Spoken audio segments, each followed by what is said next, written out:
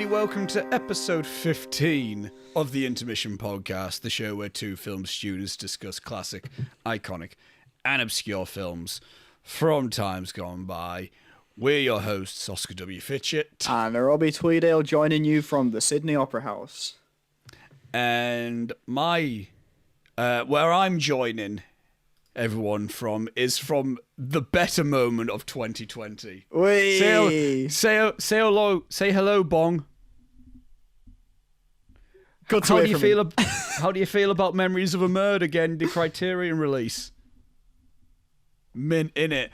Watch your language, Bong. Settle down. Anyone who's really confused by that, you're listening to that on Spotify, and I repeat, go and watch us on YouTube because you get to see all sorts of fun things. Chin chin. I've got a nondescript alcoholic brand that we're not sponsored by. And yeah, same. I know you can kind of see that. I got multiple things to say before we get going with this, Robbie. Mm-hmm. But first, do you know what I literally thought? 30 minutes, maybe 20 minutes. It was soon before we got on Skype and ready to do this. Mm-hmm. I was thinking, like, in my head, I was going to do a jokey thing about going, like, welcome to Late Night Intermission, the show where two film students casually sit back, chat shit, and talk films. And I was like, that wouldn't be a terrible bonus section of like a subculture of Intermission podcasts, because like where it's late at night, because it's currently 7:24, it's gonna get later. Yeah. It's 2 hours past my bedtime already. I've only just started. We've as we've already showcased, we both got each other not each other. You got yourself, I got myself. Unsponsored alcohol. Unsponsored alcohol. It's lovely. And this isn't a traditional episode in the sense that we didn't watch a film and we're not doing this analytical discussion on a film. And we're doing multiple films, talking about them, but they're neither classic or iconic. However, some of these could end up in future maybe being classic and iconic, although I would argue one is already become iconic. That is definitely on my list. Interesting. What's that? Yeah.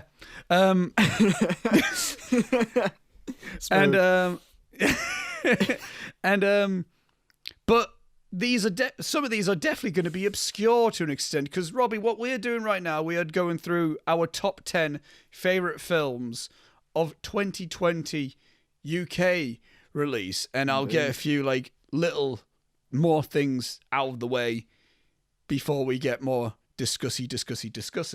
That yes, you heard me right, UK releases. I do want to say that because there are many films that will not qualify for this list. They won't be on there. Films such as Pieces of a Woman, I had all in my head, Minari, Nomadland, The Father. There's a few others that I can't quite remember, but films that came out. Palm Springs. I tried to seek that out today and then realised it wouldn't count. No, it's getting a March release in the UK. So that's how we're going. Since we're UK residents, we're going by what's been released within the UK. So maybe expect all those films that I just mentioned, maybe in next year's list with all that. And also, that's why when I did my list last year, when Gary and I did it for one of the final videos of Heel Pictures, there was films that I didn't discuss, such as Parasite, Portrait of a Lady on Fire, The Lighthouse, Jojo Rabbit, 1917, Uncut Gems, because they got like a January, February release in the UK. So to save the stress of trying to be technical about it, it's like, no, whatever came out in January 1st, 2020 and December 31st, 2020, that's what we're, in the UK, that's what we're counting. And also, these lists are very much so our opinions. Very much so our opinions. So, if you don't agree with anything, you don't have to. It's literally two people's opinions. Yeah. And also, I guarantee you, Robbie, I say this every year as well, this list is going to change within the next few weeks for me. 100%. this is my opinion now. Yeah. And I have a confidence that my 1 and 2 would definitely still stay the same. And my 3. My top 3, top 5 usually are pretty solid. Yeah. Up there. Although, like, here's examples of what I said were my favourite films of each year, Robbie. I'm going to run through them very quickly. 2014, I said The Raid 2. Still love the film. Haven't seen it. I'm so sorry. 2013, I said Prisoners was my favourite film. Love it, but that's also the same. Yeah, Her came out, and Before Midnight, and Inside Llewyn Davis. It was a fucking incredible year. That feels like betrayal, you saying that over Her. I didn't see Her at that point when I first saw it. Right, that makes sense. That got like a Valentine's Day 2014 release for the UK. So okay. Well, my favourite film of 2015 was Whiplash, which that got a January UK release, and I would still say so. But my number 2 for 2015 was Star Wars: The Force Awakens. Still love the film, but I wouldn't say Force Awakens was better than Mad Max Fury Road. Would not say that at all. 2016, I said Swiss Army Man. I still stand by that personally. Still haven't seen it. Man, really, I really need to. We're learning so much about this. I know. And 2017, I said Disaster Artist. I love the film, but that was also the same year that Call Me By Your Name came out, which I didn't even see that year. So, like, by that time. So, yeah. 2018, I said You Were Never Really Here. Still fucking love that film. And 2019, last year, I said Once Upon a Time in Hollywood. Still my favourite film of 2019. But like, it's always like those, like, I always get like the lists. When I look back at my lists, I look back at them and I go like, that would not be there. Like, I think I had Bohemian Rhapsody at my number 10 of 2018, which I'm like, why did I have that there? I feel sick. Why did I do that? So I might have a similar situation to this. I don't know. But that's what this whole situation is. This is right now our opinion. And the date, I'm going to date this now so people know. It's Saturday, the 16th of January, 2021. Yeah, so that's that. So this is also the first podcast we're recording in 2021. Yeah. Even though it's not, like, because as of right now, the Citizen Kane one hasn't even been uploaded yet. All right. So there's a lot of times where we said in those podcasts, like, oh, well, we hope we're all doing okay. We don't know what 2021 is going to bring us. Yeah. But, you know, hopefully we're in a good place. We were talking from a pre-lockdown 3 time then, so that's going to be a fun time capsule. And, Christ, do I feel like an idiot now. There was many times where we were like, Tier 4, Reese is in Tier 4. God bless the London people. And unlucky Reese, you idiot. And now I'm stuck inside. I know our plan originally was we were gonna be doing this in person. That was gonna be like, in theory, we're thinking ourselves, by the time we record this, we'll be in the same room. But no, it's still the same format. But it's fine, whatever. Cannot believe it. No, exactly. Is there anything else you want to say before we get deep diving into stuff? Yeah. So I'd like to preface my list by saying mine is almost certainly going to change, because I thought that last year was just a complete write-off for films, and I'll still probably stand by that. But I didn't see a lot this year, and I didn't realise... It was difficult, yeah? Yeah, I didn't realise how little I'd seen until I had to try and put this list together. So there is things on this list that will almost certainly change. I think my top 3 will definitely be the same. But yeah, I haven't seen a lot this year, and I will be hopefully catching up on some stuff that will almost certainly be recommended to me by you on your top 10, as you've definitely seen more than I have this year. I have seen 40 2020 films. My God. Again, most of them were in the last month. I binged through a lot. Yeah, and I want to preface this as well, because obviously usually I'm usually quite cinema active, but COVID gave us a very different year for films. And I was going to say this at the end of the video, but I'm going to say this now because it's a suitable lead into it. In a year where, because people write 2020 off for film in the sense of like what came out, everything got moved. And I do agree, because I think whereas all the big budget studio films were like, we're bailing because all our shit's like, we need box office. Yeah. And I'd say like the films that decided to stay in the year really were affected. I think Tenet was a big effect of just it was a sad sight being in the cinema with barely anyone seeing a Chris Nolan film. And other films that went straight to streaming service, Mulan, it's not a good film anyway, but Mulan, it would have at least had something to it if I would have seen it in the cinema, seeing the like actual like visuals in place. And I mean, I forgot Wonder Woman 1984 even came out. And that would have been a 10-pod film of the year. I think I'll be doing a review of that to go up on the channel, so stay tuned for that, guys. Cool. So we won't reveal too, but like I would have seen that, but since it didn't come out in the cinema, I just didn't really bother. So I think this year, in all honesty, apart from the films that we got overflowing from 2019, we were quite beneficial in that regard. With a lot of those films, actually. But a lot of the films, I think this year gave a lot of opportunity for the smaller films to really shine. Because if you wanted that new 2020 film fix, you had to go to a streaming service. Now TV's been a fucking lifesaver for me, by the way. There's been so many films on that fucking thing. But, like, you would just go on the streaming services and you would just see, like, I've heard this indie film's pretty good. I've heard nothing about it, though, other than it's really good. Let me watch it. And there's been a few that have actually surprised me quite a bit in terms of how much I enjoyed them. Yeah. And I think this has actually been quite a big year for the independent ones. Yeah, I'd say so. Like, films that might not have got the chance. Another film I've just realised I do want to say that we haven't got yet, that we're getting in 2021, that I really want to fucking watch, is Sound of Metal. I'm not sure if you've heard of the film. I haven't, no. It's an Amazon film that will be coming on Prime that stars Riz Ahmed in apparently a career-defining performance. Oh, is this when he's the drummer? Yeah. We haven't got that yet. Yeah. And I'm hearing everything about it. I'm like, it's probably going to be a film I'm going to fucking adore. Yeah, but we just haven't got it yet. So. Another one from me as well would be One Night in Miami's coming out. We haven't got that, and I'm really interested in that just because of Leslie Odom Jr. I love him, and to see him as Sam Cooke, I think is going to be. And everything I've heard about it so far is saying that it's really good. So, rather excited. Wait for it. Oh my god, I can't wait for it. Wait for it.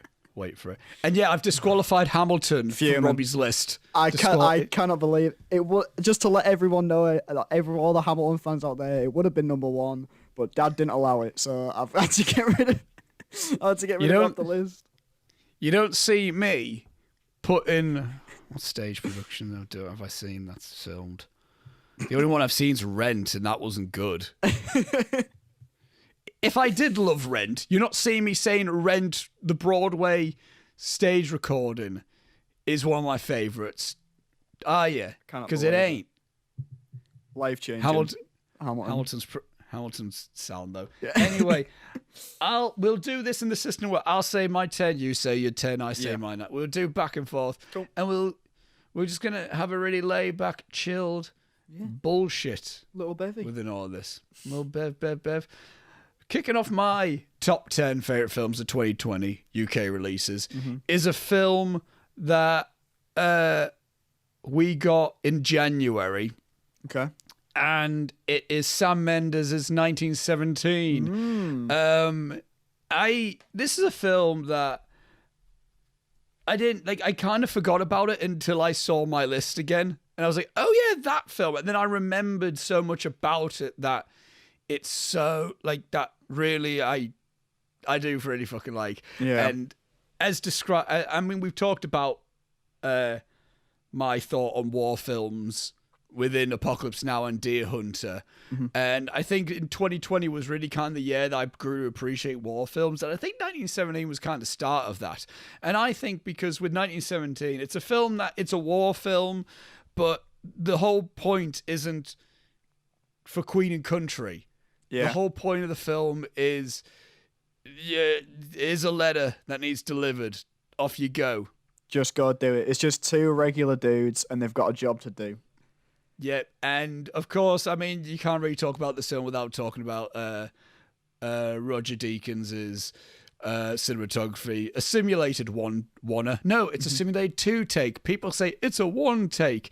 There's a bit where the explosions go off in it, and then it's just like, so it's a two-take, but it doesn't matter. But I think like, but people kind of like were saying like, oh, it's a bit gimmicky that, but I don't buy that with this film, because I think the whole point is it's meant to put you in the motion, and I don't know, like, again, like, I think it's a testament to it, to where I'm like I'm just so in the mode, I'm so in the moment with it. It's less of a gimmick and more of a storytelling device in terms of putting you in the perspective of these two guys through everything that they're doing. You don't miss a beat of anything that they do the whole time, and I think that I really liked that. I think it would not. I'd say, put it this way: would it be the same film without being a oneer? Like, could you have done this film without being a oneer? I would say probably not. Probably not. No. And I remember when this was the favorite to win Best Picture, and I remember thinking to myself, I really fucking like 1917, but I don't want it to win Best Picture because I think it would kind of be a bit of an underwhelming win. Yeah. And I do think, but I think what stops it from being, because this very well could fall into the same pattern as the King's Speeches, you know, those, like, a British period drama piece that the awards just loved. Yeah. And you liked it when you first watched it, but nothing sticks with you. But I do think the pure story of just you're watching this guy go through so much shit. Oh, God. It's like, he's not in this, like, mode of, like, I'm just in beast mode going through this. It's just so, like, everything goes wrong. Yeah. Everything. And it's just like you get so invested with that. Yeah. I completely agree with you. Every little hardship that he goes through, you feel it because you're there with him. It all looks amazing. Performances from both of the leads are fucking George spot on. Yeah. They are so good. And even like the supporting characters, I mean, you've got the big names in it, but they only show up for about 30 seconds each. Like, which is nice. Which is great. I like the little, like, Avengers of British actors who just kind of hello and then they're off. Yeah, you've got like Cumberbatch shows up, Andrew Scott shows up at one point, Colin Firth, Pete from Gavin and Stacey shows up at one point. Mark Strong. Mark Strong shows up at one point. There's a lot of them that just kind of like, oh, is Cillian? No, that's Dunkirk. I was like, there's Cillian Murphy in it, but no, like that. There's a. Yeah, no, I do. It's a film that, like, I haven't seen since the cinema, and I do want to revisit it, actually, but I do kind of, like, really fucking, like, again, I'm kicking things off with a film that, would this be this high if I didn't have a cinematic experience? I don't know. I don't know. I think it holds quite together without just being a cinema. Oh, thing. yeah. But I think seeing it in the cinema was just something it was just enthralling. It was really special. I saw it twice in cinemas because I saw it with a friend of the show, Ethan Strachan, and then I saw it with my parents. And both times, like it just, there's something about it on the big screen in the dark when you've got nothing to concentrate on except that. Yeah, this film does a great job of making you align with the characters, and I feel like that's clearly seen, especially when you see it in cinema.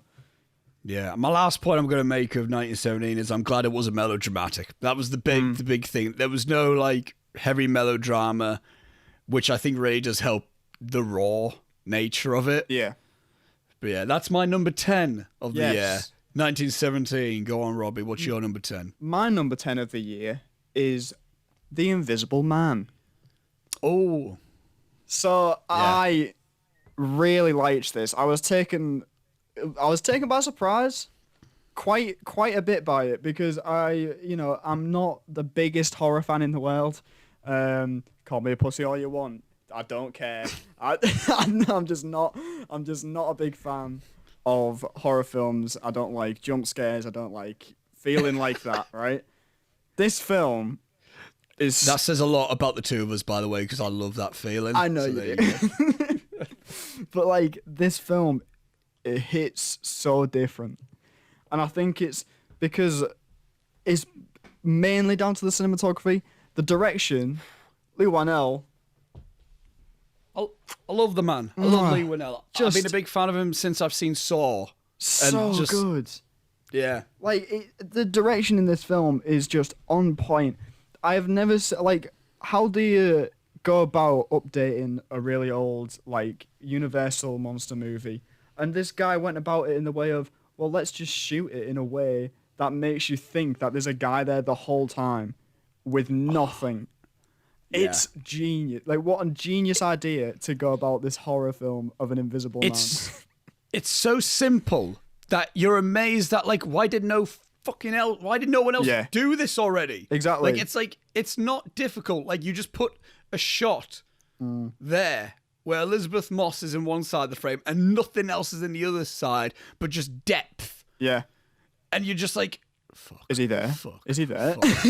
and then the scene just continues on. Oh yeah. But like you're shitting yourself. Nothing happens. There's so many scenes in this film where it's just nothing. Absolutely nothing happens. It's a completely innocuous scene, but you're just shitting your pants the whole time. And I purely from the filmmaking. And also, last year, was when I started trying to develop my skills in doing visual effects and 3D work and stuff. And I've really started to, now that I know how that stuff's done, I've started to really appreciate it a lot more. And especially on a low budget film like this, the visual effects in this movie are amazing. Oh, incredible! They're so good, and this is a low budget film. But that shot when she throws the paint can. Yeah, I crap myself. Oh my god! Happened. I was like, oh! It's so good. But like on a deeper level, it's not just a horror film, which I liked a lot. It's more psychological than that. It obviously deals with a lot of themes of domestic violence, really well as well. Like he took this B horror movie from back in the day and decided to remake it as a film which can really subtly tell a character's story with really difficult subject matter to execute, and he does it perfectly. So that's all the reasons why Invisible Man would be my number 10. Yeah, no, that's a film that I think that, like, it balances the horror and the sci-fi and also has a very strong dramatic story in the middle of it. Yeah. Leigh Whannell, man, I've thoroughly really been into everything he's directed. Yeah. Like, I'm a big fan of his writing, but he directed Insidious 3, which is my favorite Insidious film. He directed Upgrade, inventive. Really good stuff. And then he also did The Invisible Man, which is just, I think, maybe his best work. I think it's probably his best. And I think he's doing The Wolfman with Ryan Gosling. He is, and I'm very intrigued just to see what that is. Yeah, because he's a guy that, like, whereas James Wan very much so, I compare the two because they started off together, and you can argue that they both have similar, like, directorial visions. Whereas James Wan, when he's doing horror, he's doing the really creepy, creaturey horror, and when he's not doing a horror, he's doing almost like a fantastical, batshit insane thing. Yeah. Whereas, like, Leigh Whannell, even when he's not doing, like, Upgrade isn't a horror. It's a sci-fi film. Yeah. But it's got some of that twisted horror elements into it. He's almost tapping into almost like a grindhouse action genre, but for the modern day. And, like, really fucking good. Like, Invisible Man's pretty... He's one of those directors that, with one film, has managed to just get on my radar, and I'll now be looking at what he's doing next, and intrigued just to see what he does next. Very excited for The Wolfman, to see the direction he's taking it. I'm very intrigued. Oh, I'm fucking fascinated with because I know this one, Invisible Man, was very CGI as well, but he's also a big fan of the practical stuff. Yeah. I'm so fucking hyped to see what transformation he does with that. Yeah. Because that'll be something. Yeah. Anyway, Very good. My number 9. On to your number 9. My number 9 is a film from Netflix. Mm-hmm. And it comes from the country of Taiwan. It's Chung Mong-Hong's A Sun. And a sun, as in, like, the sun. Okay. S-U-N. A Sun. And it's a film that I can't really describe the plot because there's so much into it. It's a 2.5-hour family drama where it follows where the opening will fucking just shock you like all hell, and it'll make you like, in the sense of like a certain tune of music is playing, and then you think, oh, this is going to be like this, and then minutes later, the total tonal shift changes instantly, and then the title pops up, and then you're like, fuck, okay, I guess this is the film we got ourselves into. And then here's me thinking to myself, oh, have we got this type of a film then? And then about 20 minutes later, we get something else that throws another like swerve in the storyline. And it, again, 2.5 hours. There's a lot of story in this. It's a long 2.5 hours, but it's not a slow 2.5 hours. Like, you feel like you're watching an epic. Yeah, I know what you mean. But everything's very fucking quick. The best way I can describe it, it's almost like it's a bit of Magnolia, like Paul Thomas Anderson's Magnolia, a bit of E.E., the Edward Yang Taiwanese film, which I fucking adore. But it's really, it's just, I mean, we went on in the Seventh Samurai thing how much I love Asian culture and stuff, and this film is just like, it's a style that can only be done in an Asian country. Like, it's no other like country could make a film like this film. And it's a film that has an amazing score. Like, I had it on playing, like, after instantly.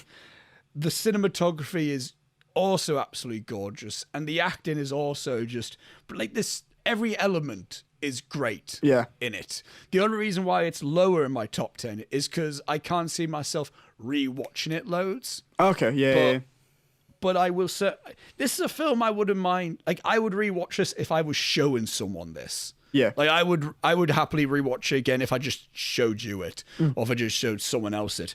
But for me, myself, I'm not sticking this on by myself too often. Yeah. But there's not really much complaints I can say about this film. It's on Netflix, so I would definitely... So it's not difficult to find. So it's A Sun. I want to look more into this director as well, because I'm not familiar with him. But this film kind of like just made me instantly a fan. Cool. So there you go.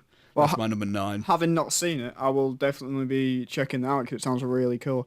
I love things that kind of keep you on your toes in terms of what it's going to be and what it can do. And I think that sounds right up my street, that, actually. Yeah, and again, since it's a family drama, you get certain segments where it's just with the son, just with the wife, just with the dad. And it's like, it's dramatic, but it also has a lot of really fucking humorous moments in it. Cool. Like, bizarrely humorous, but not fantastical, but like, what the fuck even? Like, if this was like, this is what I mean. Like, if this was done in an American film, everyone would complain in a sense of like, it's so inconsistent with its tone. But I think because it's an Asian film, it works. Like, I don't know why they can get away with so much more with tonal shifts. Oh yeah, in that sense. So yeah, cool. Well, my number 9 is Spike Lee's The Five Bloods. I knew this would be in your top 10 somewhere. Yeah, I really liked this. I'm surprised how much I did like it, because I'm kind of similar to you in terms of war films. I don't know that much about the Vietnam War specifically, so there was no push for me to go and to watch it in that sense. But with doing the last film that I'd seen of Spike Lee's was Black Klansman. Class film. Amazing. So I was like, well, I'm probably going to have to watch it. And then obviously with Chadwick Boseman and everything, I thought, I'm going to watch this film. It's so moving. It's a really, really moving film. I think a lot of it's down to the cast. Everyone's on top form. Like Delroy Lindo. Oh my God. Fuck, I think he's winning most of the awards for Best Lead Actor. Even though Anthony Hopkins seems to be the favourite for the Oscars, Delroy Lindo's winning most of them. Yeah. Which is surprising to me. Not because I thought he was bad, I thought he was fucking incredible, but of how early this film came out. Yeah, you'd have thought it'd be forgotten, and particularly with being a streaming film. I mean, I know the rules have changed specifically for this year in terms of streaming films, but he deserves that every day of the week. He's amazing in this film. And I think Yeah, in terms of American 2020 releases, it's hard to argue. I liked Chadwick in Ma Rainey's Black Bottom though. I thought he was really fucking good. I do like him in that. But I think it's what really pulls this film forward for me. Is the chemistry between everyone. Mm-hmm. You really get the sense that these guys have been mates for years. Maybe some of them have, they've parted ways a little bit. Maybe they don't see each other as much as they would have done nowadays. But you can tell that these guys, these fought together. They spent a time together in their lives when literally any of them could have died at any point on any day, and all of that really shines through. And I think that's a testament to the cast, the direction of it, obviously. But some really good stuff. And I think I didn't really know where the film was going. And then there's that, you kind of think like, this is nice. I'm liking everyone in it. The chemistry's really good. But where is this actually going?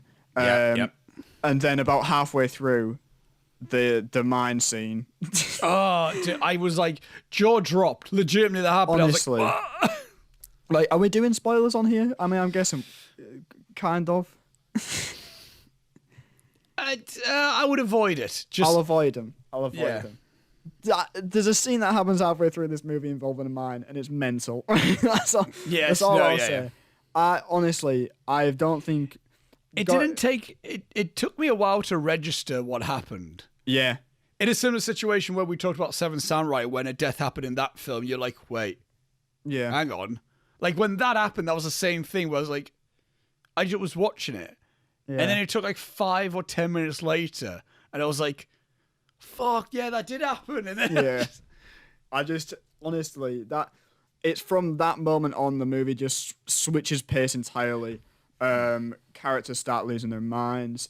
It's just, it really takes a turn from there and goes from a film that was enjoyable on its own to being a film that is genuinely made a full-on impression on me. Particularly a scene between, with Chadwick, which is just tear-jerking, like really good stuff.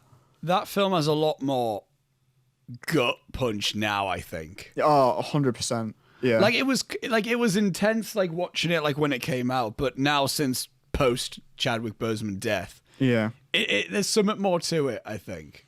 100%. Like unintentionally, obviously. But but I completely agree with you. It's just, it's really great. Everyone's on fine form, and it's provided me with probably the most intense scene of the year. In terms of things that had me like completely on the edge of my seat, just like, oh my god, I have no idea what's going to happen. I mean, it's up there. It's up there for that. One thing I do appreciate about that film is the fact that when you do get flashbacks to it, they don't recast the older actors. They're just I was like, okay, no, I dig that.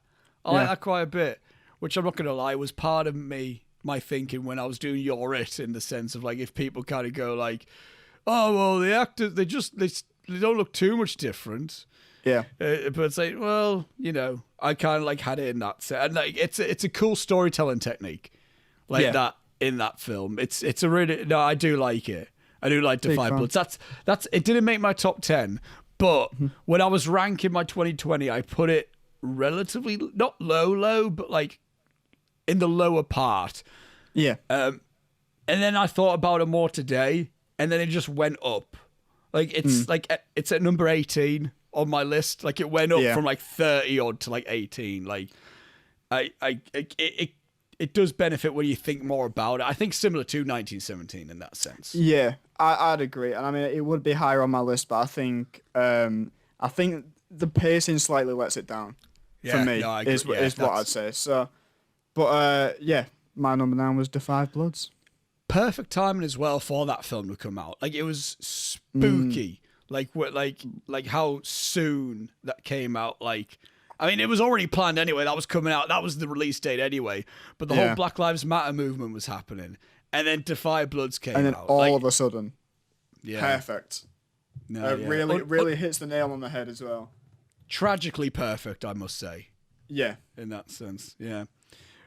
Right, my number 8, Robbie. This wasn't in my top 10 for a bit, and in all cases, it technically shouldn't be, in the sense of it's not a top 10 best film of the year. Yeah. And it almost wasn't. I mean, it was in my top 20, and I thought, you know what? No, I have to like move it in there because I would watch this again, and I watched it multiple times this year. Within 2020, we all need to pick me up. Yeah. I just need a film to make me happy. And a film that I thought was a well-done film, and a film just to make me happy, especially in the time of year that I watched it, which was December, and that film was Happiest Season, directed by Claire Duvall. I briefly talked to you about this, Robbie. I saw this 3 times within a week, and for no, it's not like Mad Max Fury Road when I saw that 3 times in the cinema, or when I just went mental with Once Upon a Time in Hollywood. It's not like that. I didn't become obsessed with Happiest Season. But in case the people aren't aware of what the film is, it's a film about, it stars Kristen Stewart and Mackenzie Davis. Kristen Stewart, one of my favourite actresses. And they play a couple who are going to be visiting Mackenzie Davis's parents' home for Christmas. The thing that Mackenzie Davis forgot to tell Kristen Stewart is that she hasn't come out to her parents. So they have to pretend that they're not in a relationship and that Kristen Stewart is just her roommate. Nice. So it's kind of like typical like comedy stuff in the sense of like a meet the parents type of thing where it's like, oh, best not, like all that. It's funny stuff like that. But also I think it's quite important. Again, I'm not in the LGBT community, so I'm not speaking from this in the sense of personal experience with this story. But I have been hearing about a lot of people who say, no, I love the fact that we got a Christmas rom-com about a gay couple about this topic, because there's been people who said like, yeah, this is exactly it. And there's a moment towards like within the film, this is kind of spoilery, but not really. There's a moment where Kristen Stewart, Dan Levy is in it as well. He plays Kristen Stewart's gay best mate, and he's fucking hilarious. He could have been annoying, but he's brilliant. He's so like the jokes hit so much in this film as well, which I appreciate so much. And there's a moment where Kristen Stewart is getting angry at Mackenzie Davis, and Dan Levy just says, like, Kristen Stewart is like, oh, like, how can she feel like she can't come out? Like, is she just not proud of being with me, or blah, blah, blah, like that? And then Dan Levy just says, what did your dad say when you came out? And Kristen Stewart just goes, he said he was proud of me and he'll support me throughout the way. And Dan Levy was like, that's great. My dad kicked me out the house and said he never wants to see me again. Everyone has their different experiences. Not everyone's the same. So I think it's like, again, this film doesn't lean too far into stupid slapstick, but this doesn't lean too far into heavy, heavy drama. When it's dramatic, it's actually quite heartbreaking. Like, I almost teared up in a bit within a moment, because it again, can it be classified as sappy? Maybe. I don't know. Is it a little bit similar to The Big Sick in terms of its tone and things like that? I haven't seen The Big Sick. Ooh, highly recommend. I do want to watch that. Yeah. But it's very...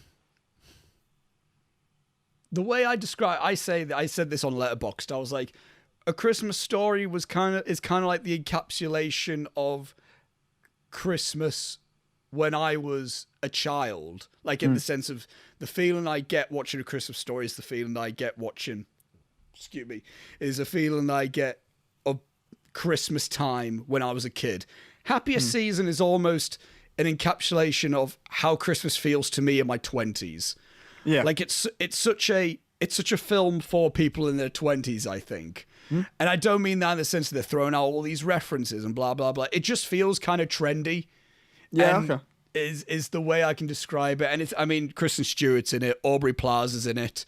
So you've got who else is in that took me off guard? Alison Brie is also in it. Oh, love Alison Brie. Big fan. it's just got a nice feel and tone to it. Yeah. And I'm a big Christmas guy as well, and I really needed a proper Christmassy film for this Christmas. And I mean, especially because this technically takes place in Christmas 2020, but the film wrapped in February 2020.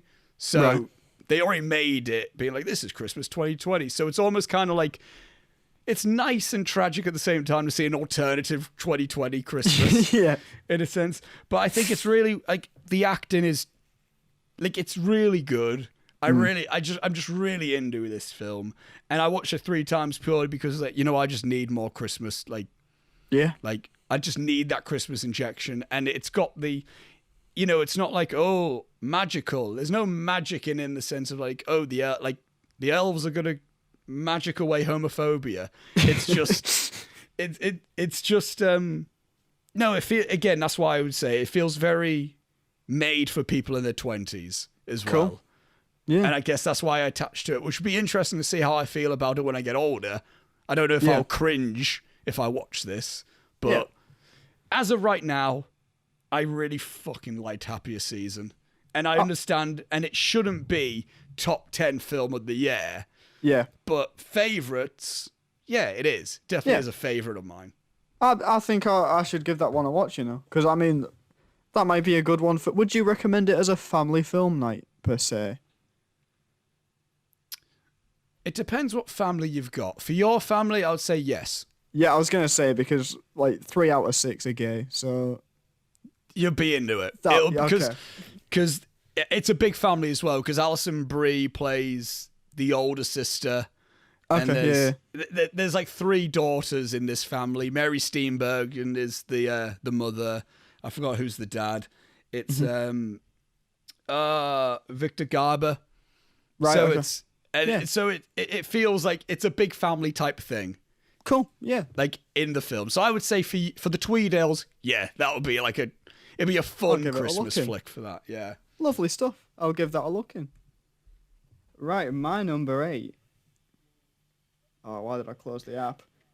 My number 8 is one that I watched today.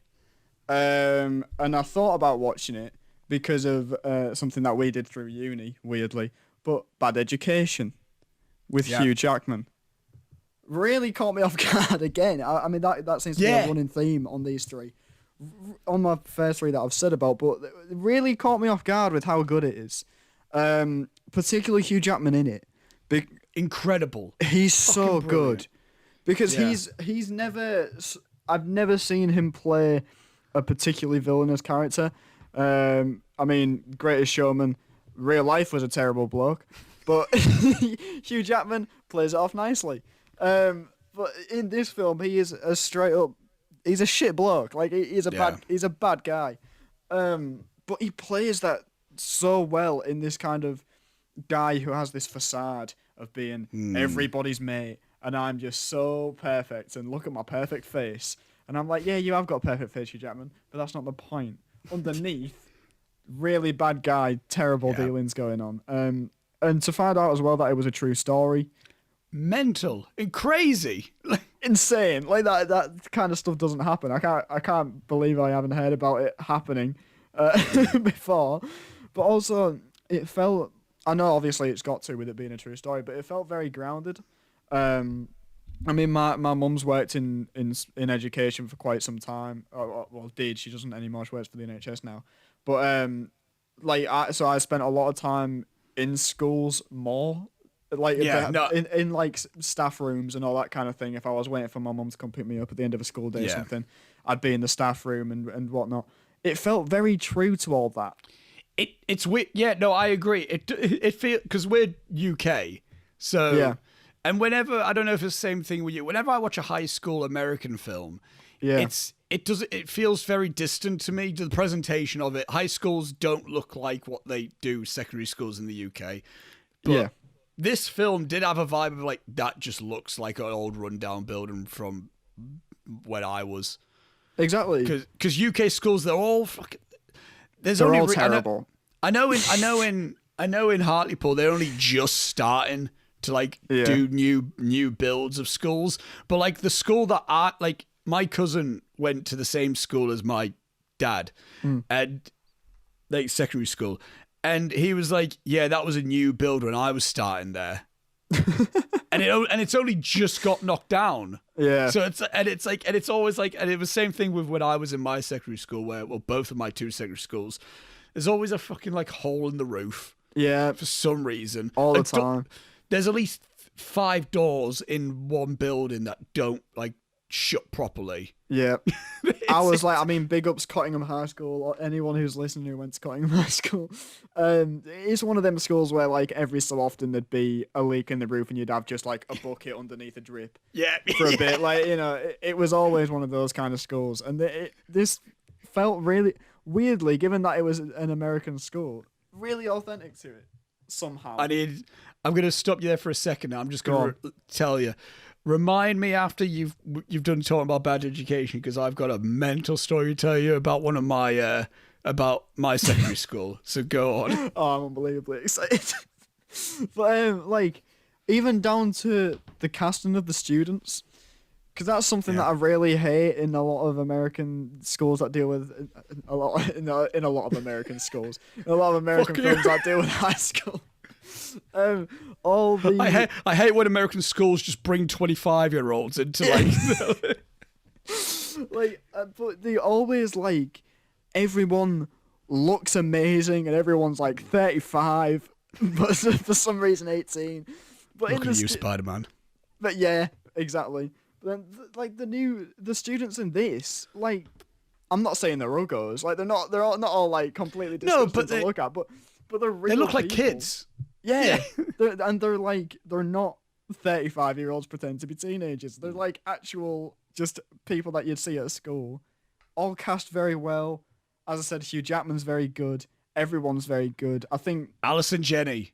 Oh man, she's fantastic in her top role notch. in this film. Really good stuff. And like the screenplay is so fucking good. It's such a good script. That was what I was going to say. I mean, the way that they chose to reveal the information of this plot to you is really well done. Because you could have, I mean, when things like first kick off in the film, you don't really suspect anything. You don't suspect anything bad's going on, particularly from Hugh Jackman. And it takes about half an hour for then more reveals to start coming out about him specifically. I was just about to say, I'm not saying it because I did know this. Yeah. The reveal of Hugh Jackman's character was just like, oh. Yeah. Whoa. Like, again, and it doesn't necessarily play a role in the film. I mean, it doesn't really. But it's just that, it's like, oh, okay. Yeah. Just, a lot of fun reveals, really great script, great performances. I would highly recommend Bad Education. Yeah, this is a film I would rewatch. Like, honestly, I would because when I first was watching this, I didn't think, I thought it was going to be like a bit, like when I first saw the trailer, I was like, oh, is this just a bit of a daft comedy? Yeah.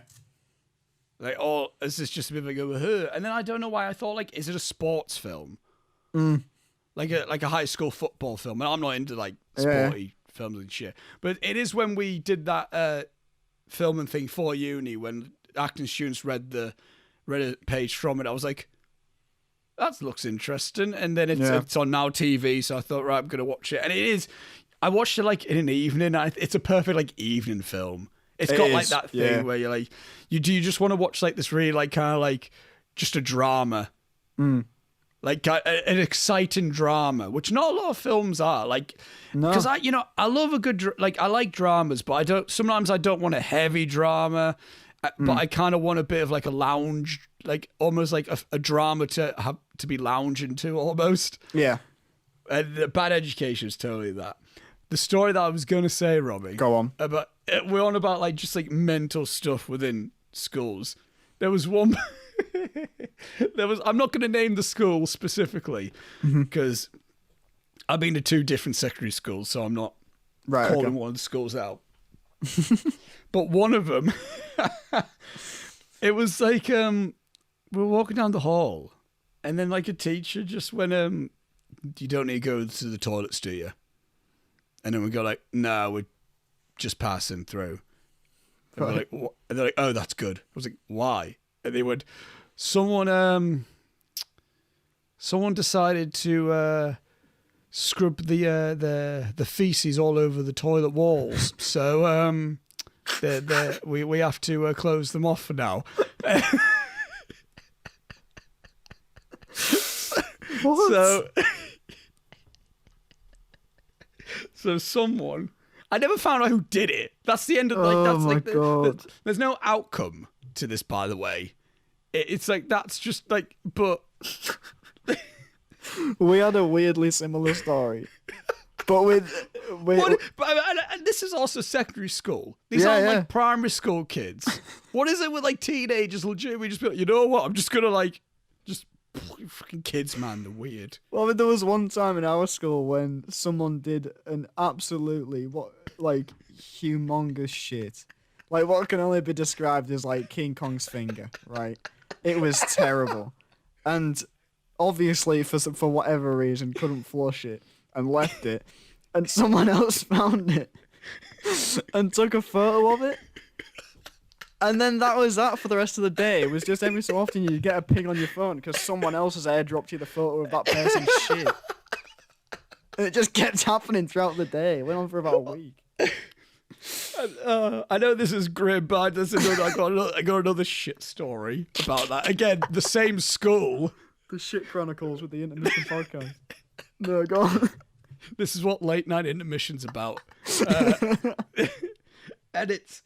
Will told me at one point, he went to me, he said to me at one point, he went in one of the cubicles and of course, like, someone just left a shit there. It was like, you know, that's not an unfamiliar thing. Like, it's like, all right, you just flush it.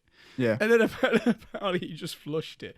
And then it didn't go down. And what he realized was like, oh, it's two different people's shits. So what someone did was someone just took a shit and then left. And then someone came in. And then looked, it was like, I mean, I could flush, but I'll just shit on top of that shit. Like, why is it that, like, school kids become animals in the public toilets? Like, you wouldn't do that in your home. But, like, there's, like... God, that's terrible. There's cigarette burns and tiles chipped off and just, like, dicks drawn everywhere and shit and piss everywhere. No, but it's a fucking mess. Oh, my God. That's what I mean. No one would do that in their own home. No one would be like, almost certainly not. No one would be like, oh. No one would be like, oh, my brother forgot to flush. I'll just shit on top of that shit. Jesus Christ. And then, sorry to interrupt the podcast for a second, but someone called Jack. I don't know if this is Jack that I work with or Jack from our uni, has replied to my story advertising the Coda commentary track.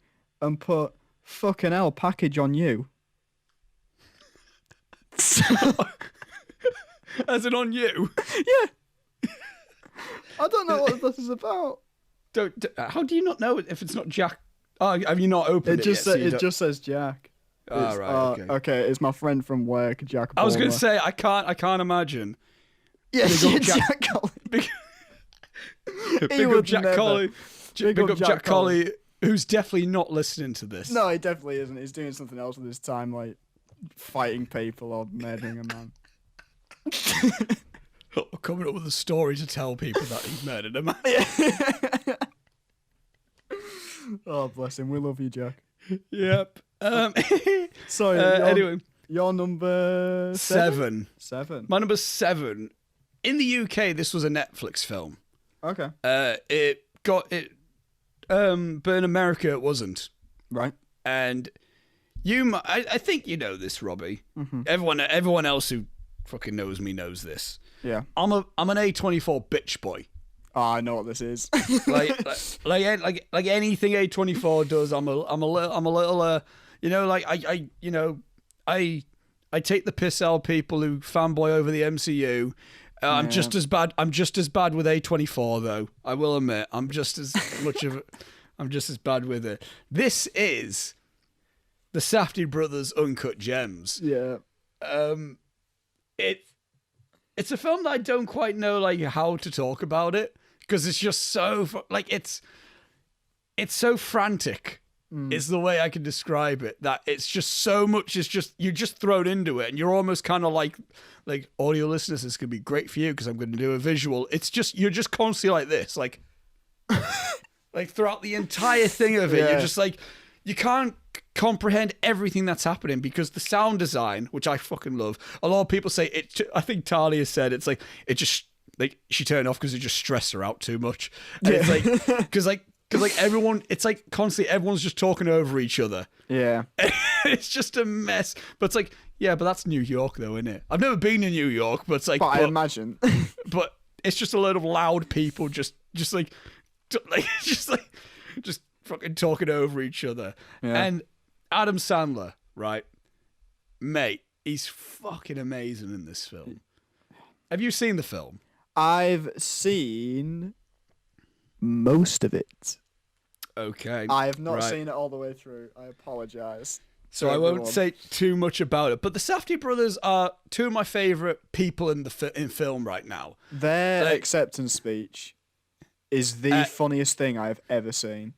The Independent Spirit Awards, I think it is. Oh my god. They are. If anyone's gonna make film nerd, like film purist, cool. It's going to be the Safdie brothers. Yeah. Because if you listen, they're dweebs, but they're cool as well. Yeah. Like, you look at them and you go, like, I want all that aesthetic. I don't know what exactly it is, but I want it. I want it. And they're just funny as fuck as well. Like, do you know of the Criterion Closet videos? Yeah. I've seen Edgar Wright do one, I think.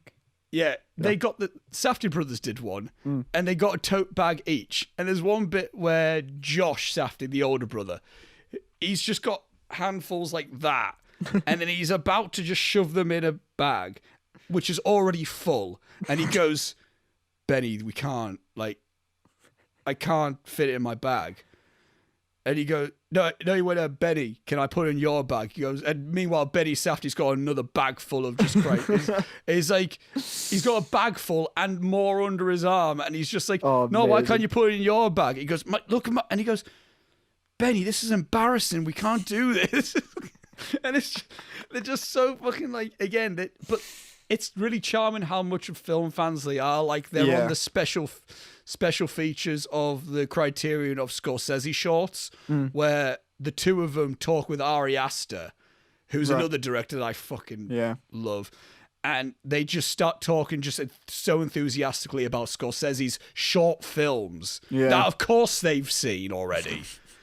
Like, it's like, and they're talking in depth about all of them. Yeah. And it's just like but Uncut Gems, like, the energy that they have in real life brings forth in this film. Like, oh, completely. Like, I think, like, I in my head, I almost have, like, the A24 3, who are three directors, which I think are going to be, like, the directors of an independent generation that's to come, in the sense of, like, how, because, I mean, I've researched a lot of French New Wave, like, how Godard and Truffaut and Eric Romer, how those guys do French independent New Wave cinema. Yeah. I think the Safdies, I think Ari Aster, and I think Robert Eggers are three directors who are just leading the fucking way for new independent cinema. And when I look at, like, Good Time and Uncut Gems, I prefer Good Time a little bit more. But when I look at those two films, I'm like, these are two types of films that are so fresh and new and exciting that how people of my generation watched Pulp Fiction or Reservoir Dogs or Clerks or like those films for the first time, and like, I want to make films like that. There's going to be some teenager who's going to watch Uncut Gems on Netflix and just be fucking amazed at, like, you can make a film like this. Yeah. And it's just changed the whole perspective on film, because the directing's just, again, it's fresh and exciting. That's the entirety description I can talk about Uncut Gems. The acting, love it. Yeah. Again, I mean, Adam Sandler's of course the main one to talk about. He's amazing in it. But you also got Lakeith Stanfield, who I'm a big fan of. Big fan of Lakeith. I think I forgot the fucking, he said something like, crazy Jew bastard or something like. He says some.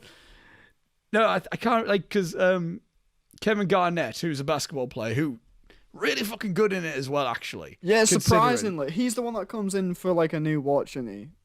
Yeah, and he like he sees into the diamond, and he's just like. Yeah. Smashes the glass. And he's like, I told you not to lean on it. Yeah. That's another thing. Film really funny as well. It's a really fucking funny film. Yeah. I think someone said that Uncut Gems is an Adam Sandler film just with good people directing it. Yeah. Yeah. And it's you can imagine like a dumb this could just like the same premise could literally be a stupid dumb Adam Sandler film. Yeah. But it was done in it felt very. I mean, we talked a lot in 2020. This felt very 70s crime. This felt very like Sidney Lumet in that sense of like just like of Serpico or Dog Day Afternoon. Like it had that like unpredictability about it. Yeah, I'd agree with that. I can see the kind of frantic nature of Dog Day Afternoon in it. I feel like I need to sit down and give it a proper watch. Yeah. Because everyone loves this. Like, I genuinely feel, I felt, when I said I haven't seen it all the way through, I genuinely felt embarrassment for myself taking it from the entire film community. Anyone that listens to this and thinks, well, I can't listen to a word this fucking idiot says because he hasn't seen Uncut Gems all the way through. You're also on Letterboxd now as well, so you're in the community now. Oh, shit. You're locking into it. But Julia Fox as well. That's another person, who's like the other actor in it. Julia Fox, who this is her first film that she was in. Well, great. Yeah. Great. I'm not sure how well she'll do in other roles because if you see her in interviews, this is just her. Right. Like this is like how she is in this film is just how she is. Okay. So she works really fucking well in this film. I'd be curious to see how well she works in other things though. I'm rooting for her because again she's brilliant in this film. Yeah. But yeah, score as well. That's another thing I want to praise about this film. It's a really good score in it, and the ending. Not saying it, but the ending might be. I mean, there's a lot of great endings from 2020. I would say it's top 5 endings of the year for me. Okay. Yeah. It's so fucking good. But yeah, Uncut Gems. Anyone who hasn't seen it, it's on Netflix. Give it a go. And if you don't like it, because I've heard people go watched it, didn't like it, and I'm like, I can kind of get it, but I think people should give it a go, especially if you're into film.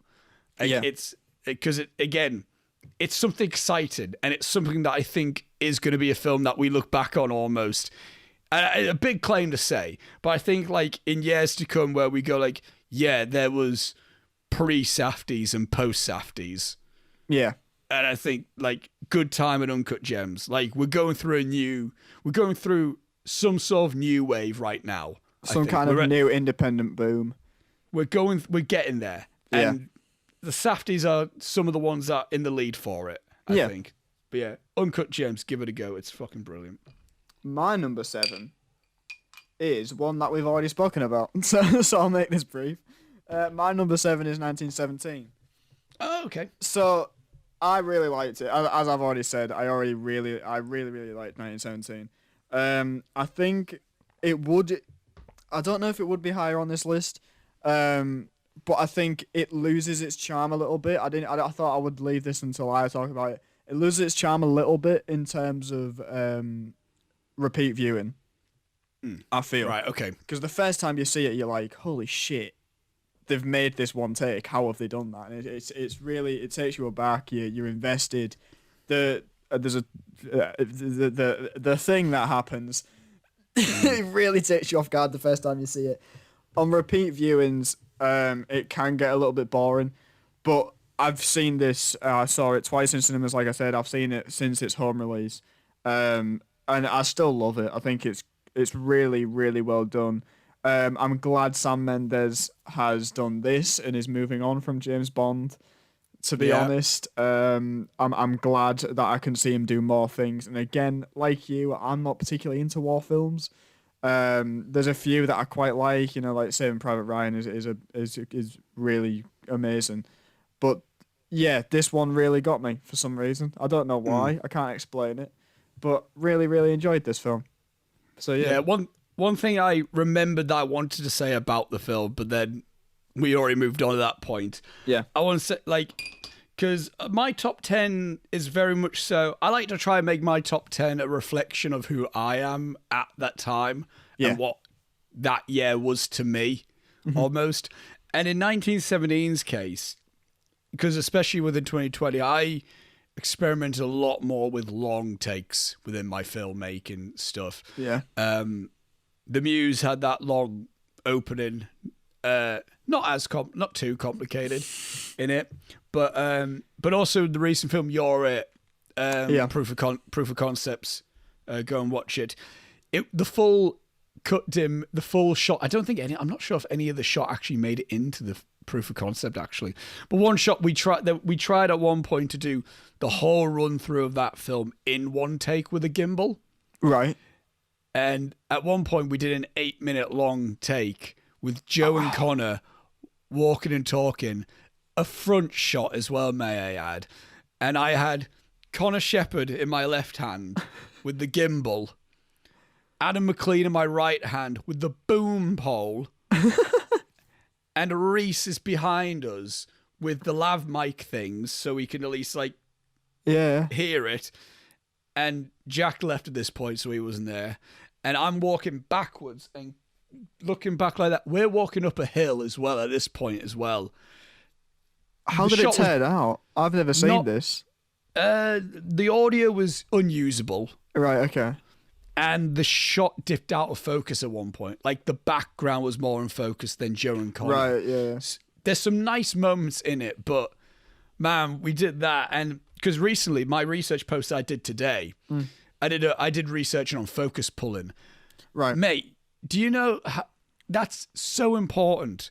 Like, and you'll be amazed at, like, what it actually is. Because I'm thinking to myself, how do these long takes get done and how are they in focus? You got the camera operator, who's also the cinematographer, usually, in filmmaking, maneuvering the camera. And then you've got another dude on the side of the camera focusing it.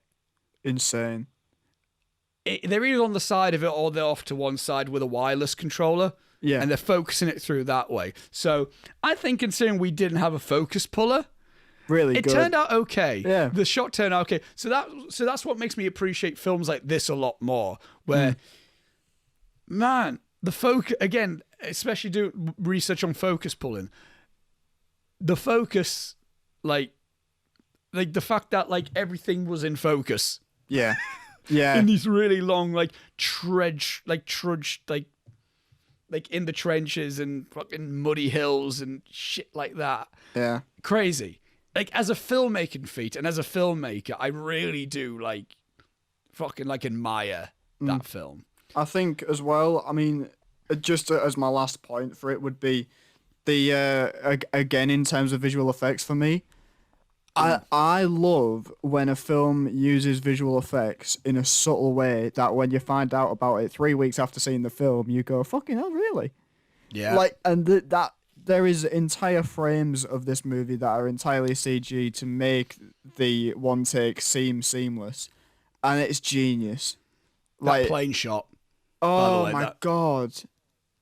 It's unbelievable. The craftsmanship on display with timings and everything in terms of making the quote unquote gimmick of that film the one work is unbelievable to me. I think for that alone it deserves to be on the top 10 list. Really good stuff. Definitely. I think it's be the highest one for me in terms of actual filmmaking craftsmanship. For this on my top 10, I would in terms of filmmaking practice, 1917 is unbelievable. I'm having a little scroll through mine, and in terms of film, there's one other film that is later on my list, which I would say competes against that, but definitely. Right, my top 6 are all 4.5 star plus films, I want to say. Everything at that point was about 4 stars. My top 6 are all films where I'm like, a lot of these could have been very interchangeable. Yeah. Except my top 2. But my my 6, 5, 4, and 3. Yeah. They were almost all in very different places. So I feel like mine are going to start getting really divisive now.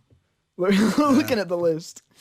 My number's Yeah. my number 6 is a film that should have came out around my birthday time, Right. but it didn't because COVID.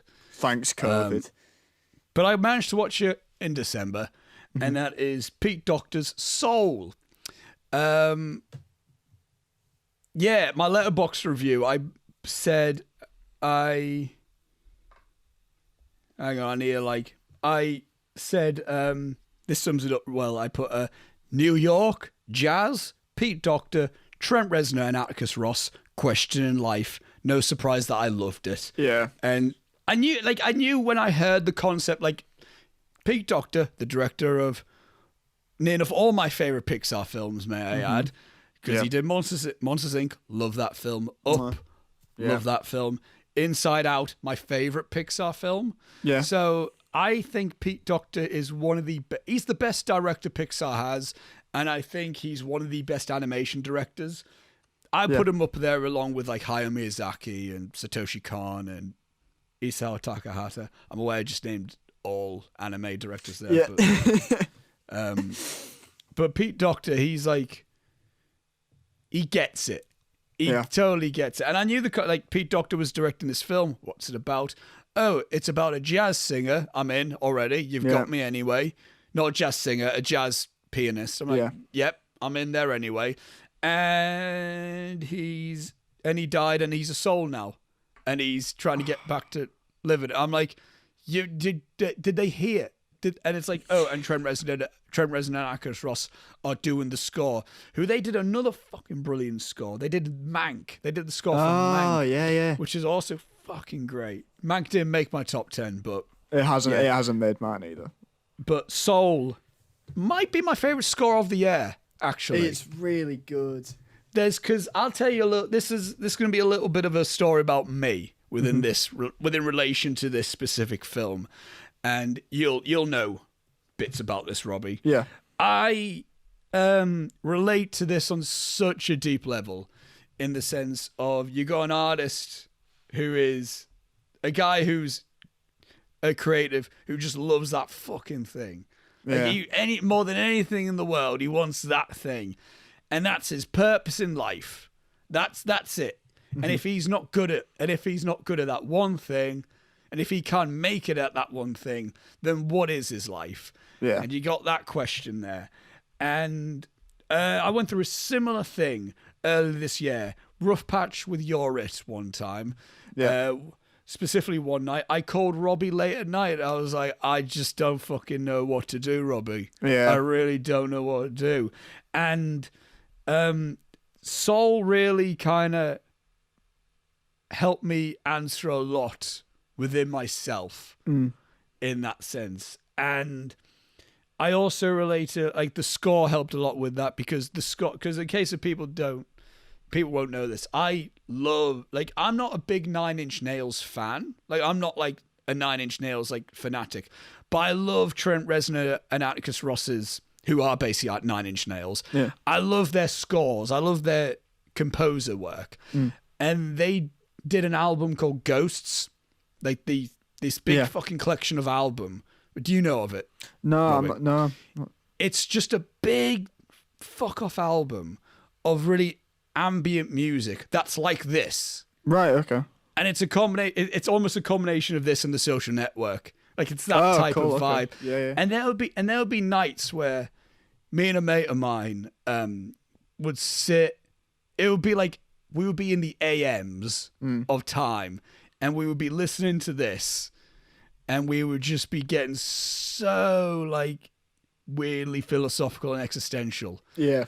And that's where it kind of started with me within philosophy and existentialism, was those nights. Yeah. Sat up in the early hours of the morning, talking to a really fucking good mate, listening to ambient music like the Ghosts album by Nine Inch Nails. And that really added to this film. There was a specific track where I forgot the dude's name. the villain, not a villain, but Yeah. the dude who's trying to get him bust. Yeah. When he's searching through the files, there's a certain like track that was playing. I'm like, fuck, that feels right out of Ghosts. Yeah. And it's Like just weirdly like that, nostalgic, in a way. yeah, weirdly nostalgic for my early 20s. Yeah. Yeah. In that late teens, early 20s. It was really like that type of thing. And of course, I love jazz. We've talked about it in the conversation. Yeah. Whiplash was kind of the start of that, which was also that time period that Yeah. I watched Whiplash around that time period. So where Inside Out may be really nostalgic for, again, earlier points in my life when I was a child, this kind of brought me back to nostalgia to where I was becoming, like, getting into my 20s. Yeah. And again, I think it's like, it's so like, it's a special film, and I've only seen it once, so that's why I put it at number 6. And there's things where I think there's moments where it does more telling about things as opposed to letting you just figure stuff out. And there are moments where they just kind of have like segments where they go into a place and they go, what is that? Well, that's that. Yeah. I like it, but there's a good chunk where that's just the scenes that are happening, where someone just goes, where are we? And we go, oh, this is your memories or something like that. And it's like, but I also get it because this film's also made for kids, and Pete Docter's not making a fucking like, yeah, like a ridiculously existential. Yeah. It's not an animated film purely made for adults. It's made for all ages. Yeah. So I would say though this is probably the most adult Pixar has ever gone in terms of the storytelling. I do agree, because there's nothing there that like a child will understand. It is purely like it's themes that only an adult will get. Yeah. I mean, fuck, there's themes of basically like the dude's basically like it's suicide. There's themes of suicide in this film. It's not said, and there's nothing that's led to it, but he basically goes like, well, what the fuck else is the point? Yeah. With it. And again, I'm not going to necessarily ruin the message, because again, I want to keep it relatively spoiler free, but man, it's a good one to hear. It's a really good one to hear. Especially in a year where where all plans got thrown into disarray. Yeah, definitely.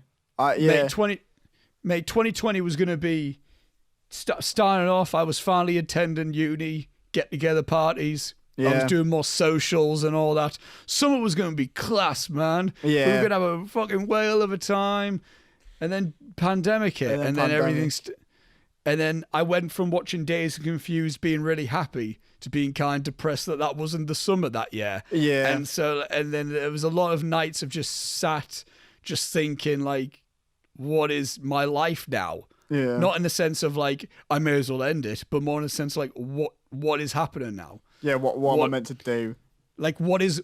Even recently, it's like, what's my uni degree going to be? We're at home for a lot of it. Yeah, I mean, at the minute at least. I felt more like that recently with this new lockdown, because I think the first one happened at a time when it was about 2 weeks left on the last module of the year. The only thing that we had was like, the only thing that was said was like, don't worry about finishing your films. Yeah. So we were already wrapping up at that point. Exactly, and so the first lockdown to me was kind of time to just kind of focus on things that I wanted to do, and I learned visual effects in that time. We started doing this in that time, and that really helped. And you know, you kind of got on with things, and we started doing stuff, and you know, I could occupy my time with things. This time is more difficult for me, simply because of like we're at uni still. We're finishing off a module and starting 2 new ones, and it's like, well, I don't feel like I'm at uni because I've come home to relax for 2 weeks at home for Christmas, which I took completely off uni work because I thought I'll chill for a bit. And now suddenly we're back at uni, but it doesn't feel like that because I'm still just cooped up here in my room. It's far more difficult to get into it and to get motivated. And I feel like this, I agree with the sentiment of this film really helps with stuff like that. 100%. Again, I want to rewatch it. I almost want to double bill Inside Out and this. I want to see like that. Like definitely. Do you know? But also, what works as a nice companion piece is Coco, which isn't a Pete Docter film, but you're talking about death, meaning like, do you want to be? How do you want to be remembered? Are you truly dead if people still remember you? That's a thing in Coco, which I think is which is another fucking topic that I can get into, which I'm not going to. But that was what my essay was for. Yeah, I've got. Spoilers for the rest of this podcast or this video if you're watching it online. Soul is on my list. It's not next, but I'll go more into my thoughts of it later on because it connected with me for a very different reason. And I have two companion pieces to go along with it, which I think are really out there. But I did think that. So in terms of general thoughts on it, though, I love a film. I have a massive soft spot for animation. Anyway, in all its forms, stop motion, computer generated, whatever. And I love a film that really takes full advantage of the medium. Which Soul really does. And I've watched some behind the scenes things that they have up on Disney Plus at the minute. There was things of when they were designing the people in The Great Before. There's kind of like using wireframe art to try and create those designs. I love that. I love really interesting stuff, and I just love it. I don't think it reaches the same heights for me in terms of animated films that like Into the Spider-Verse did, which was my favorite film of 2018, because that really took advantage of the full medium in terms of 2D and 3D and mixing it and everything. But there's so many different things in this, and it looks beautiful. Really, really great time. And I'll talk about it more later on, but really good.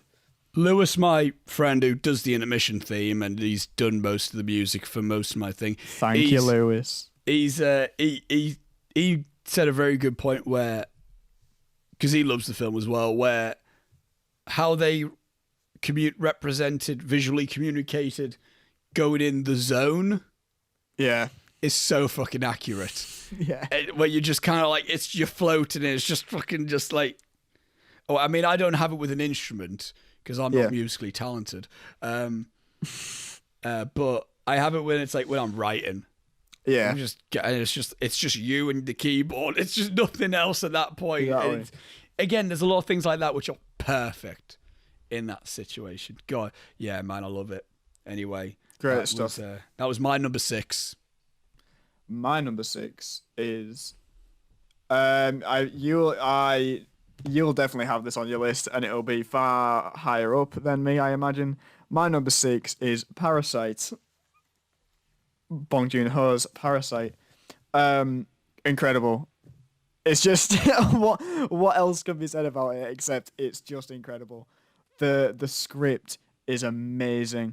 The cinematography, just so many subtle things that tell. I mean, the theme of the movie is pretty well known at this point about the division in class and all that kind of thing.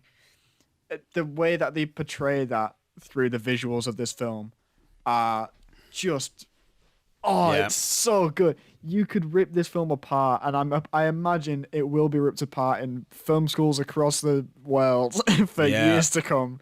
This is going to be analysed to no end by so many different students of film. I think I did. I think for my production 1 research, I used the example of storyboarding. Yeah. With it, because, hang on. Be right back for a second. Go on. Okay, I'll keep the people entertained. Hello, friends of the Intermission podcast. I'll take this time to give shout outs to the Moonchild Productions. Good on you. Someone's just smashed a plate downstairs. I've just heard that. I'm back, but I can't hear you. Hang on. Hello. I got through one shout out and then I heard someone smash a plate downstairs in the kitchen, which was quite funny. I got the I need to actually read it, but hang on. Oh. It's the Parasite storyboards, but oh wow, in a graphic novel format. That's really cool. Bong doesn't want it to be seen. Hang on, I'm going to legitimately turn off the... Bye, Bong. background for a second. Right, there it is. Wait. And it's literally just the storyboards, but like. That's really cool. So I need to have a little go at that, but yeah. Yeah. Anyway. Like Lovely. You can't really break its stuff down like that. Like everything's so nicely. To me, films like Inception, a lot of Nolan films, except for Tenet, which is not on this list because it's fucking dreadful. Like films that work like an intricate timepiece, and Parasite is one of them. Everything is meticulously placed perfectly, exactly as it should be. I keep bringing up visual effects, but how is that house not real? That was built. Yeah, it was a production set. Yeah. What? And the whole like outside of it is just blue screens all around it. I don't understand. Anyway, it's amazing, and the storytelling's amazing. This is the first time I can think of me being like really engrossed and invested in a foreign film. And I think that's what Parasite has really done for film generally, is by being the first. It was the first foreign language film to win Best Picture. Wanted that's. It was. Yep. That is huge, and I think. And the first from Korea. I think it was the first Asian, like in general, it was the first Asian film to win. And I think like that speaks volumes, because it's just, I would never have expected ever for my mum to come home and say, "Oh, I really want to watch this new Korean film." What? Like the amount of people that have seen it now, and I think that's so important to open people's eyes to foreign cinema, because I've never been into it, obviously, before we started doing this. Yeah. Thank you. I've just been supplied with popcorn from my mum. Cheers, Mum. You're welcome. Good to see you. Good to see you too. Right, I'll be scanning this for the rest of the podcast. Love the camera you have there from lovely little the cameo. But I've never been into foreign film particularly before we started doing this podcast. But Parasite was the first film that like really opened my eyes to foreign cinema. Oh, I didn't know that. Because I knew you watched Breathless before. Yeah, I had to watch a few for film studies at A level. Right. Those were Breathless was one. Did you watch City of God? City of God we watched. House of Flying Daggers, Mustang, things like that. But none of them like really grabbed me and was like, yes, this is amazing. Parasite blew my head off the first time I saw it. It's an incredible film, and I'm so glad that it got the recognition and the widespread that it did in terms of the terms of an audience, because it really utterly deserves it. One of my favourite moments is when we didn't go through the whole thing, but when we were a group that was watching the Oscars in Titan Communal, and we didn't make it all the way to see Bong Joon-ho win director or Parasite. I mean, I still stayed up. Yeah. I was a fucking trooper there. I was basically out cold by the time we got to like Best Actress. And somehow I still managed to do a test shoot the next fucking day for the Muse. Was I there? Yeah, it wasn't like a test shoot. We were testing more so the camera and the monopod. It wasn't like with Elle and Joe, but yeah. But I remember when we were just sat watching it, and then it was like, right, best original screenplay, and we're like, oh no, and I'm there like, come on, Tarantino, come on, my boy, get it. And then like Parasite won, and I'm like, I still like Once Upon a Time in Hollywood better, but I'm glad Parasite won. Yeah. And then it just kept going, and it just raked him up. And again, I'm not going to get too in depth with it because it might be on my list. But it is like a film where, even though I prefer Once Upon a Time in Hollywood and Marriage Story out of those lists of best picture films, Parasite is the film that needed to win, because what would it have been if Once Upon a Time in Hollywood won? It's like Tarantino finally won Best Picture. Yeah. But it wouldn't. He would still be making films. It's not like his career would take off from that. Yeah. Or like, if Marriage Story won, what would that be? Netflix finally won Best Picture. Monumental. But Netflix is still going to be making like these quality films. It's and not Julia gonna, would have been fuming. I mean, Marriage Story is fucking incredible. I really like Marriage Story, but my girlfriend is a big fan of Kramer versus Kramer and would absolutely despise it if Marriage Story had won. But also, to which I mean, I'm talking to Julia, but she's not here. But also, the fact that Marriage Story is just based off Noah Baumbach's actual real life divorce. So, it's not really. I'll pass on the message. I mean, if she's listened to this, I'm seeing her tomorrow. It doesn't matter, mate.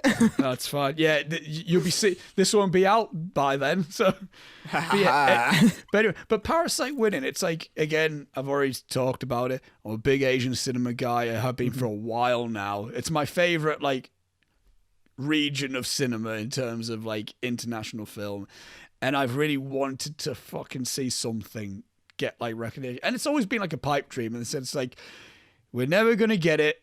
It's like like it's never gonna like a Ghibli film's never gonna be getting that much of acclaim.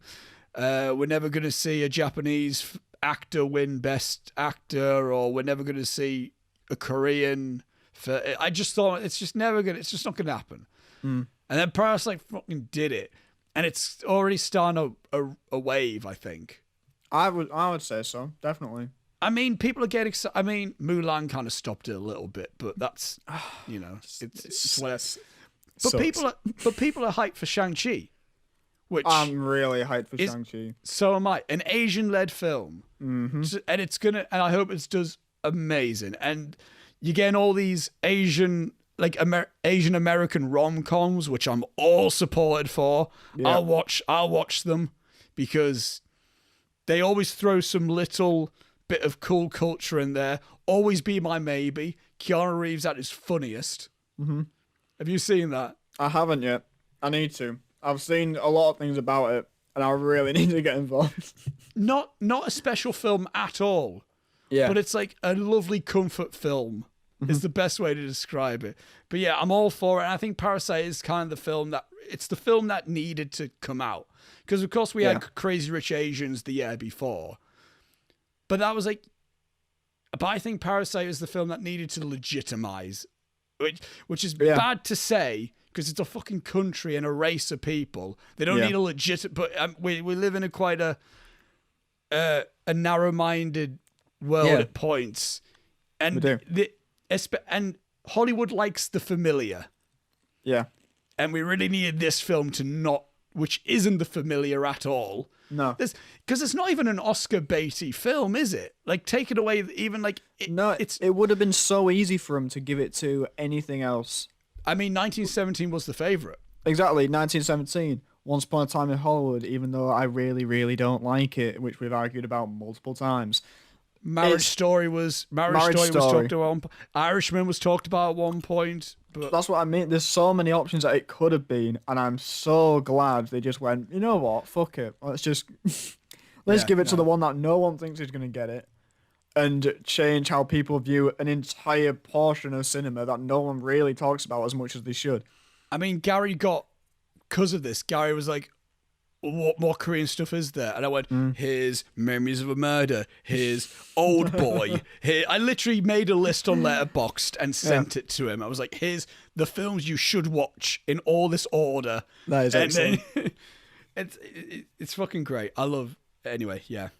Yeah, big fan. So yeah, that was my number 6, Parasite, which we will talk about more when it inevitably comes up on your list. No, you don't know. I do. Hello there, this is Oscar from the future, and yeah, this top 10 video went on far too long to fit in all one video. It was a long conversation Robbie and I had. We went on for a very, very long time. Not very, very long time. 4 hours to be exact. So, instead of making you sit through a full 4-hour long podcast, first of all, Anchor wouldn't let me upload a full audio podcast that's 4 hours long. And secondly, I don't know, why would you want to sit for 4 hours, watch us talk about films for that long in one sitting? So this is part 1, and tomorrow will be when part 2 will be uploaded. So tune in tomorrow to the Intermission YouTube channel and the Spotify and the Apple Podcasts and all that jazz for the part 2 of our top 10 films of 2020, when we go through our 5 to 1. And yeah, so links in the description below for everything that you need for Intermission. And we will all see you tomorrow. Thank you.